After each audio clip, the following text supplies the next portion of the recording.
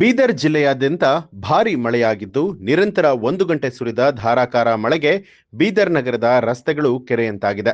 ಇನ್ನು ವರುಣನ ಆರ್ಭಟಕ್ಕೆ ಚರಂಡಿ ತುಂಬಿ ಮನೆ ಮತ್ತು ಅಂಗಡಿ ಮುಗ್ಗಟ್ಟುಗಳಿಗೆ ಮಳೆಯ ನೀರು ನುಗ್ಗಿದೆ.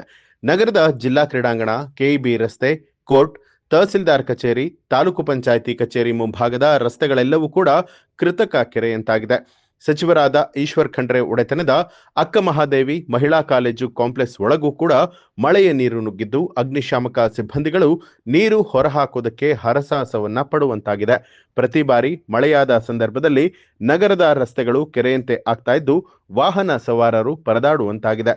ಈ ಬಗ್ಗೆ ಜನಪ್ರತಿನಿಧಿಗಳು, ಮಹಾನಗರ ಪಾಲಿಕೆ ಅಧಿಕಾರಿಗಳು ಯಾವುದೇ ಕ್ರಮ ಕೈಗೊಳ್ಳದೆ ನಿರ್ಲಕ್ಷ್ಯವನ್ನ ತೋರ್ತಾ ಇರುವಂತದ್ದು ಸಾರ್ವಜನಿಕರಲ್ಲಿ ಆಕ್ರೋಶಕ್ಕೆ ಕಾರಣ ಆಗಿದೆ.